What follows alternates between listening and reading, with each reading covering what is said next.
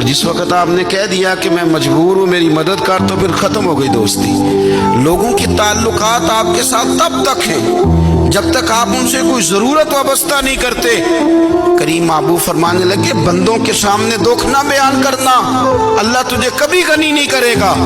تو اپنے دکھ اپنے رب کو بتا، تو دعائیں مانگ، تو اس کی بارگاہ میں حاضر ہو، تو اس کے حضور عرض کر۔ فرمایا اپنے دکھ اپنے رب کو بتا، وہ جلدی کرے یا دیر سے کرے تجھے ساری دنیا سے بے نیاز کر دے گا، تجھے کسی کا محتاج نہیں رہنے دے گا۔ رسول کائنات نے فرمایا، رب کریم فرماتا ہے جب میرا بندہ ہاتھ اٹھاتا ہے نا تو مجھے حیا آتی ہے کہ میں خالی کیسے لوٹا دوں اس کے۔